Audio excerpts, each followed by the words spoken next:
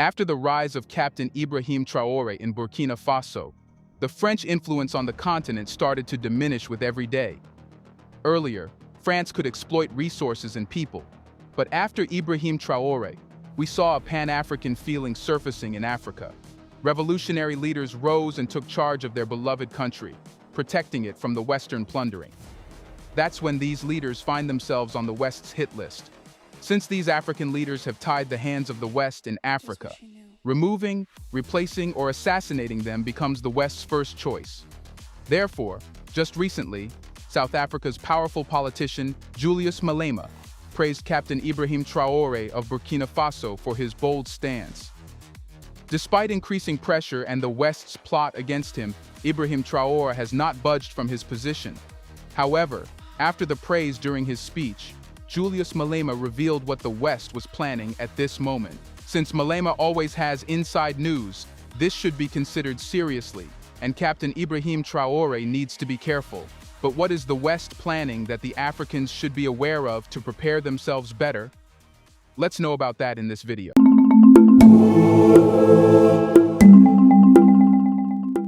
During his address at the launch of the Pan-African Institute at Kenya University in Kenya, Julius Malema criticized France, characterizing it as brutal for persistently manipulating its former African colonies, even post-independence. He voiced support for the efforts of revolutionaries striving to eliminate what he referred to as French puppets and influence from Africa. Malema raised concerns about the potential of French-sponsored coups on the continent. It's this concern that has to be taken seriously. Malema stressed the enduring impact of colonialism, pointing out that some African countries still pay colonial taxes to France, with their reserve banks situated in France, beyond their control. He stressed the importance of progressive Pan-Africanists backing revolutionary initiatives against French imperialism in political spheres. The leader emphasized the need to discern authentic revolutionary movements from those manipulated by France. He urged progressive Pan-Africanists to isolate individuals claiming to oppose French puppets but are, in reality, the puppets themselves. Malema called for the withdrawal of all French soldiers and military presence from the African continent, including neo-colonial military bases like the African Command Center of the USA.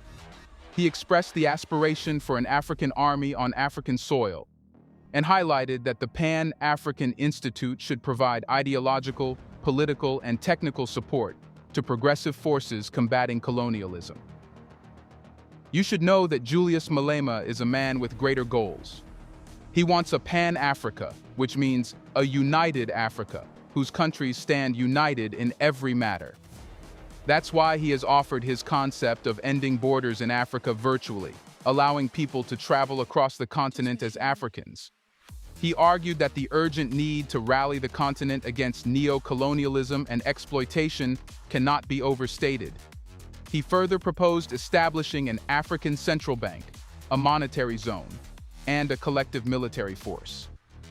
In this way, African countries would be able to take care of themselves financially, militarily, and politically. He further argued that Africans do not create the conflicts unfolding in Africa.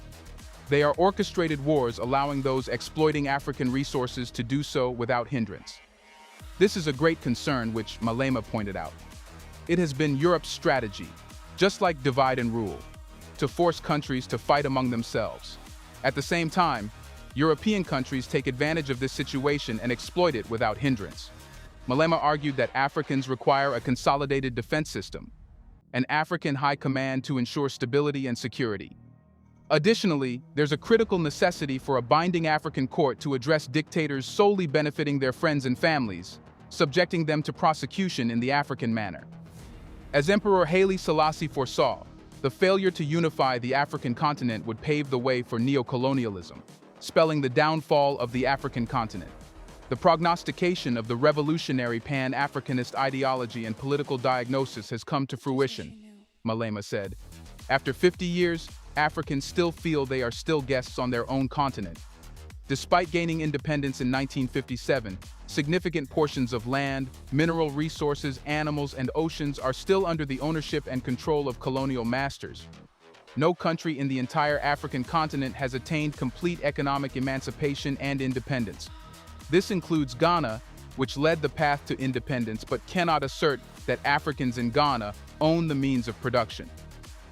A 2016 report titled The New Colonialism discloses that 101 British companies listed on the London Stock Exchange wield control over an estimated 1.5 trillion worth of resources in Africa, primarily in commodities such as oil, gold, diamonds, coal, and platinum. This estimate is conservative as it accounts for resources listed by only some companies, with many withholding the extent of their control. The majority of these non-disclosing companies are concentrated in the Democratic Republic of Congo, capitalizing on the lack of proper accountability for the resources they exploit amidst the ongoing war. A report on neo-colonialism further reveals that these 101 companies exert control over key resources on the African continent. 6.6 billion barrels of oil, currently valued at $276 billion US, 79.5 million ounces of gold, worth $19 billion US, 699.20 million carats of diamonds, valued at $134 billion US, 3.6 billion tons of coal, with an estimated worth of $216 billion US, and 287 million ounces of platinum valued at $35 billion US are controlled by these companies. These figures only show the impact of British neo-colonialism in Africa.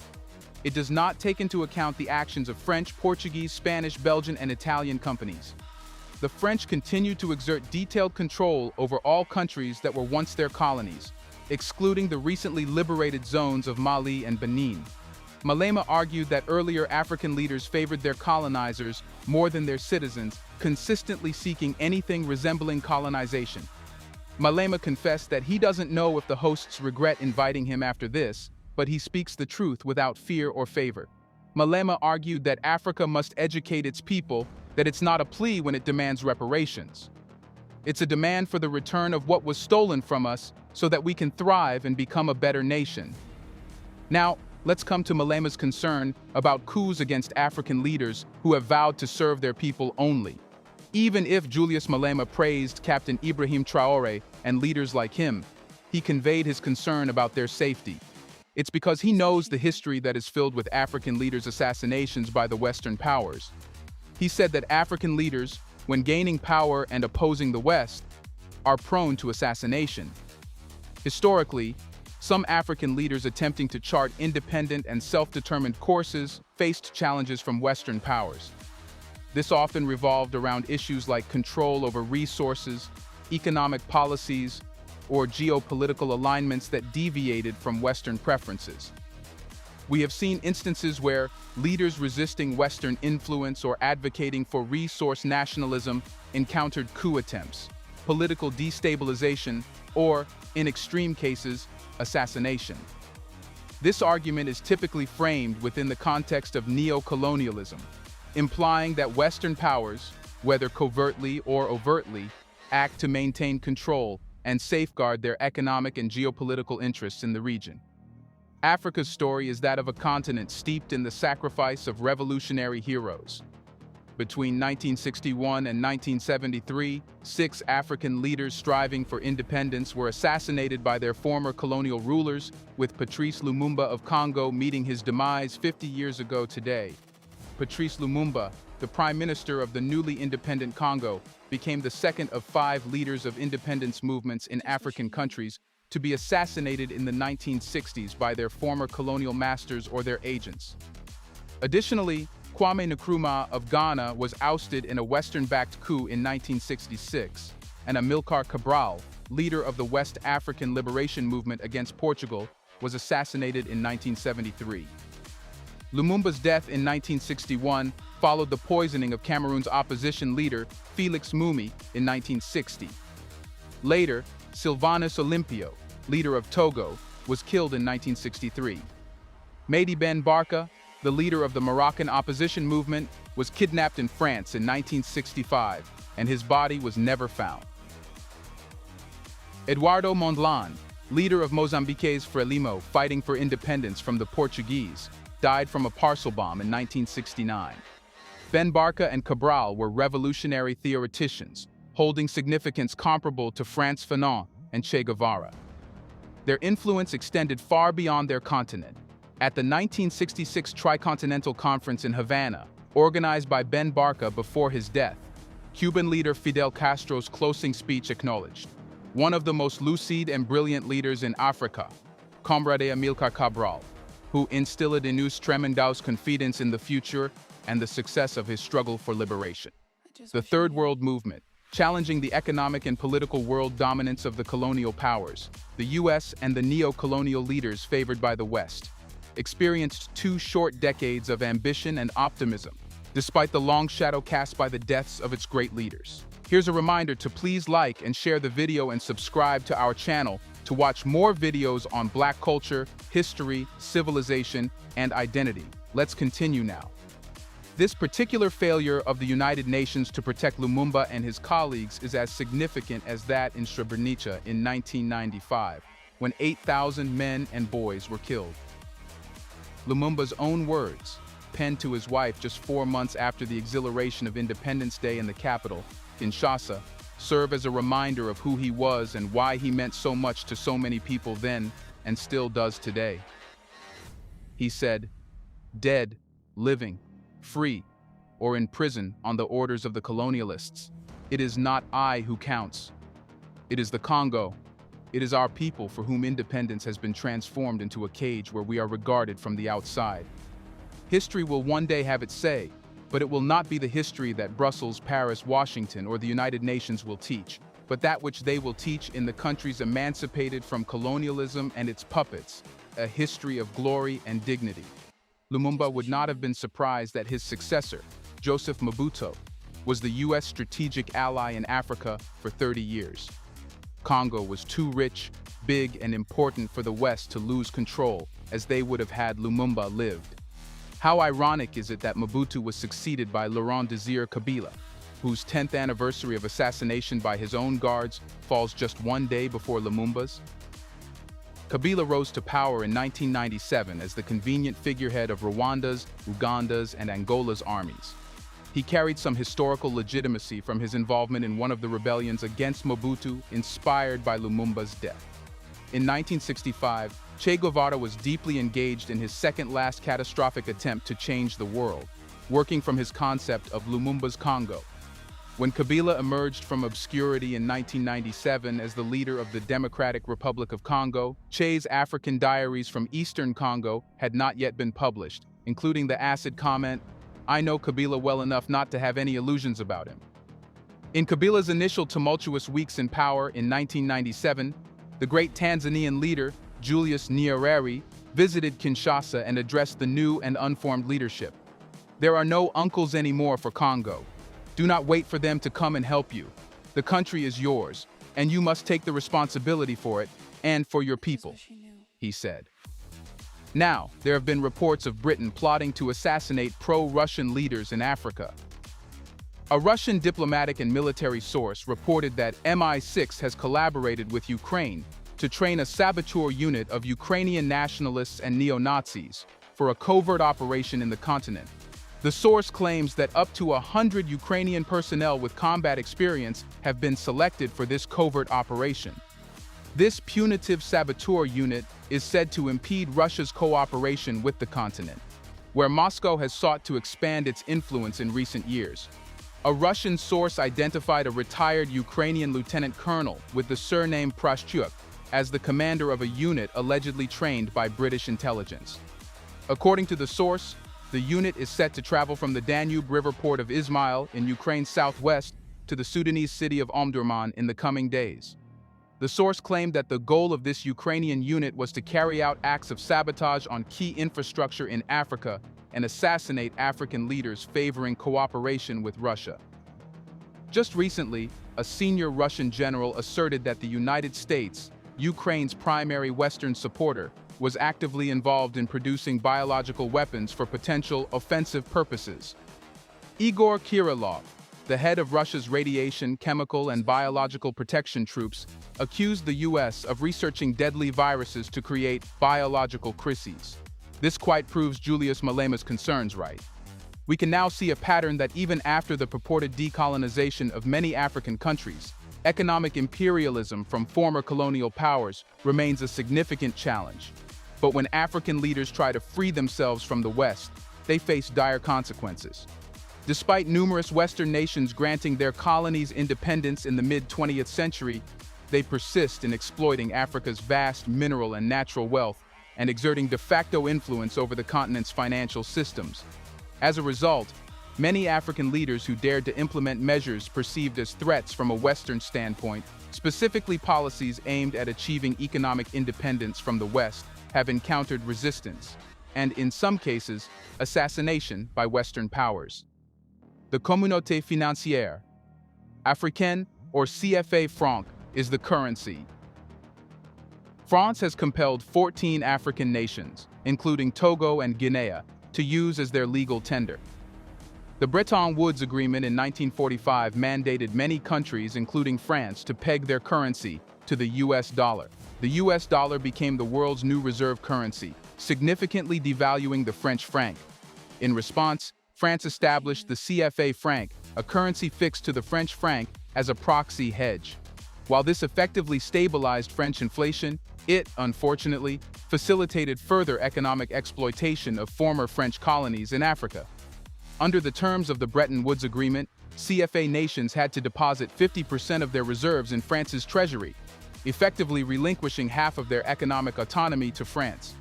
Additionally, the CFA franc was devalued by 100% against the French franc, giving France increased purchasing power in African countries using the CFA franc. Although these measures initially boosted the economies of these nations through rising exports in key sectors, such as manufacturing and agriculture, the benefits were short-lived. By the mid-1990s, French monetary policies imposed on African nations resulted in severe inflation spikes. In response to France's harmful international policies imposed on Togo, Sylvanus Olympio, Togo's president from 1958 to 1963, attempted to introduce the Togolese franc as an independent currency and establish a central bank of Togo. However, before these changes could be fully implemented, French-trained Togolese soldiers assassinated him in 1963. Togo's new French-backed dictator then maintained the country under a de facto French regime in the CFA system. In addition to Togo and the DRC, Libya is another notable example of an African nation whose internal affairs were interfered with by Western nations. Muammar Gaddafi, the former leader of Libya, was assassinated for attempting to champion African economic independence over foreign reliance on Western nations. He aimed to achieve this by instituting the African Union, an African central bank, and establishing an independent African currency backed by gold. According to a leaked email to Hillary Clinton from her advisor Sidney Blumenthal, Libya planned to use the 143 tons of gold and a similar amount in silver, held by the Libyan central bank, to create a pan-African currency based on the Libyan gold dinar. This currency was designed to provide Francophone African countries an alternative to the French franc. Blumenthal described to Clinton Libya's plan to create a gold-backed African central bank. The idea of an African central bank unsettled the West for two main reasons. Firstly, a new gold-backed currency would challenge the dollar's international dominance, as many African and Arab nations participating in the new currency system would no longer use the dollar as their reserve currency in favor of the new Pan-African currency. Secondly, the new currency challenged France's economic control over its former colonies by providing CFA colonies with an alternative currency to the CFA franc.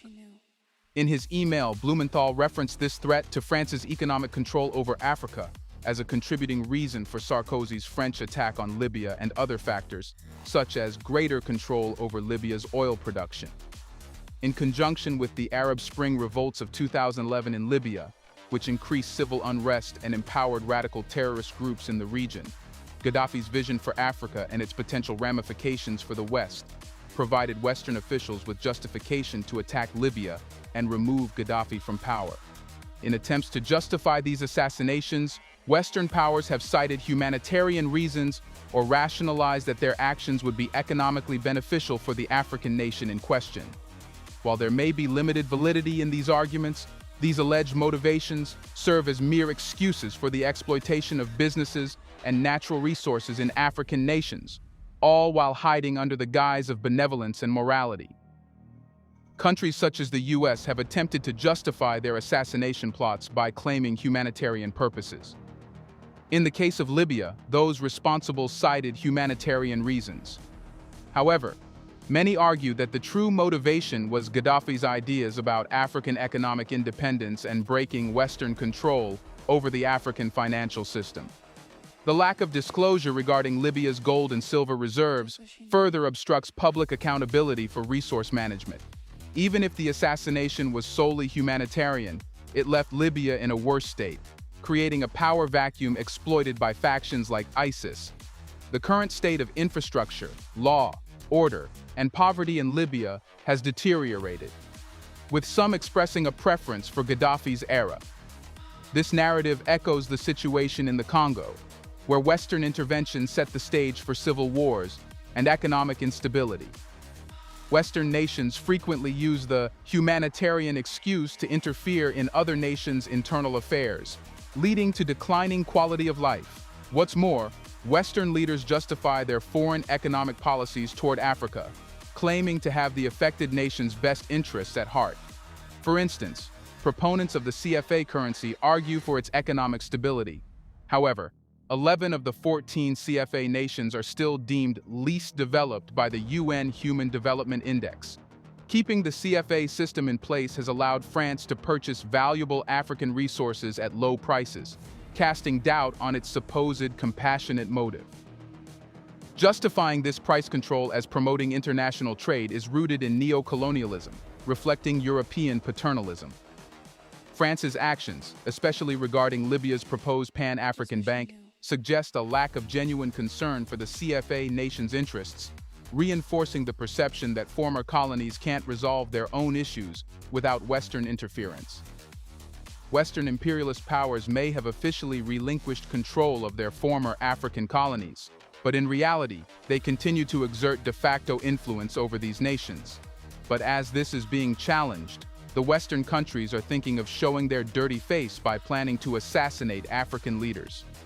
Therefore, recent reports indicate that African leaders perceived as pro-Russian, especially those who attended the Russia-Africa summit, have increased their personal security in response to leaked intelligence revealing plans from the West to assassinate them. The security measures, observed in instances involving President Museveni and Kenyan leader William Ruto, reportedly stem from information provided by Russian intelligence pointing to Western countries' intentions to harm African leaders leaning towards Moscow.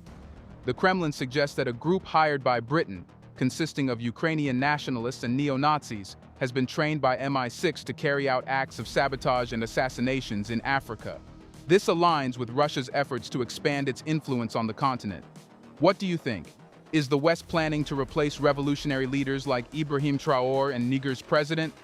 Isn't it true that if these African leaders stay out any longer, they will completely change the political landscape for the West to use its influence? Let us know your thoughts on what leaders like Ibrahim Traore should do to prevent coups and assassination attempts against them. Do you want to watch more videos like this one? If yes, subscribe to our channel and press the bell icon next to it. We have decided to bring videos on something nobody talks about: the Black culture, civilization, history, and evidence about how glorious Blacks have been. Thanks for watching, and until the next video, stay tuned.